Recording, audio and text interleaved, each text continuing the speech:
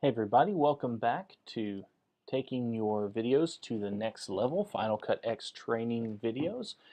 Today we're going to be talking about taking your photos to the next level with Ken Burns effects. Last time, if you'll recall, we actually created this effect where we talked about filling your screen up by duplicating a photo or video shot by a cell phone and then placing an image behind the primary, creating a nice Gaussian effect, maybe even a drop shadow. Today we want to talk about how to actually put a nice Ken Burns effect on, say, a vertical photo or any photo to draw your audience's attention to a particular part of a photo, or to do a nice reverse effect where we place the photo in a greater context. So maybe it looks like we're placing a photo down on a table or in front of the audience.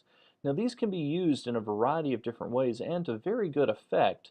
As you'll see right here, we place some nice music behind the photo and slowly play through the shots. But mostly these are used kind of like a zoom would be in the field. We either go from a general shot and then focus in on what we want to draw the audience's attention to, or we start from a tight shot and we zoom out to place that particular emphasis within the greater context. Oh, within the greater context of the situation. So this is what we're actually going to be working on today. It's not a difficult effect, but you need to know, oh, I don't know why it keeps popping up, but you need to understand what's actually going on here. So we're going to be creating something that looks a little bit like this from what we created last time. If you didn't do last time's, I would suggest you go back to Next Level Photo Effects 1, Filling the Screen. So let's go ahead and get started. We've created this image or this clip on our timeline. We want to select our primary image. This should be what's on our actual magnetic timeline, but frankly you can do any image with a Ken Burns effect. It doesn't really make any difference. You can even do video if you like, but we'll just start here. In the bottom left of your viewer, you'll notice that you have a little drop-down menu. And in this menu, you've got Transform, Crop, and Distort. We're going to be working under Crop right now. And you'll notice you have under here Trim, Crop, and Ken Burns. Ken Burns is what we're going to use. And when we click Ken Burns, you'll see Start and End. Start is where your camera, so to speak, will begin once the playhead crosses in to your clip.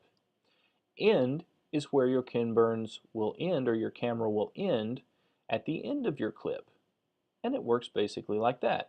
So for example, if we were to do something very dramatic, like shrink our end box down very small and place it right on the face, right there, of our statue lady. Move our start box just to fill our screen like that. Hit done. Here's what we would have. See, it's pretty dramatic as we zoom in to her face.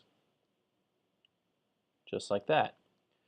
Ken Burns generally work best when they are subtle though.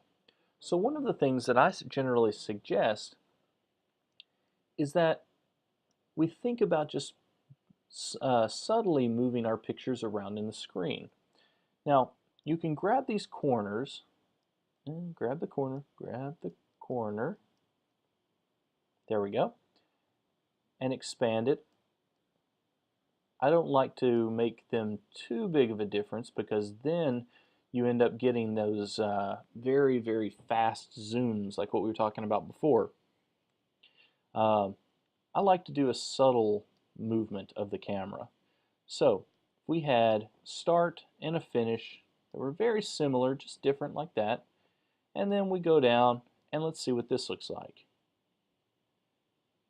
Okay, subtle, nice. Then we can rearrange our end again. Try it one more time. And we again zoom in. Very good. One of the things I would suggest you don't do with a Ken Burns effect is shrink down on a primary image like this and keep everything right inside that primary image. Many students make a mistake with this and they go, well, I've got a Ken Burn just inside this image, and what ends up happening is you don't quite understand what's going on here. You end up cutting off the whole screen and getting something that looks very, very peculiar like this. In which case, the Gaussian blur effect, which looks very nice in the background, like that, doesn't really even matter anymore because you've essentially said the screen starts right at the edge of this primary picture and it ends right there. So again, Ken Burn, done, and it looks like this. So it kind of takes away the whole purpose of the Ken Burn effect as a whole. Now, if you want to actually just expand the whole Ken Burn window, for example, I can grab one side and bring it this way, grab the other side and bring it that way. But if I want to expand the whole thing, what I can do is hold Alt and Shift at the exact same time, Alt and Shift, and it will actually blow up the whole window at the same time. Now I like to sometimes build the window all the way to the very edge of the viewer so that essentially I'll start with the whole screen and then I'll focus up on a particular part of the screen. So like right there. What this does is it gives us that general to specific thing we were talking about before. Just like that. It's a great way of starting with your full screen and then zooming in. Now you can also go in and flip that just by saying, you know what, I didn't really want it to zoom in, maybe let's try if we zoomed out. What if I were just to flip it with this button right there? Now we get the exact opposite. It's like laying a photo down on the page. So, I hope this helps. You can also combine this with some other things. For example, if I were to add cross dissolve, and then maybe cross dissolves here, use trim to line those up, what we would end up having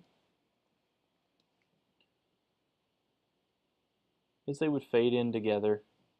Oh, that would need some work, but we could actually have it then fade out together at the same time. So there's a lot of fun things you can do here.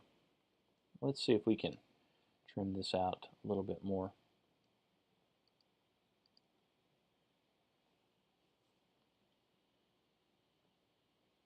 Yeah, this is probably just a rendering issue. Yep, because it just disappears. There's a lot of fun things we can do with this, but this is the basic way that you would use Ken Burns to take your photos to the next level. Hope it helps.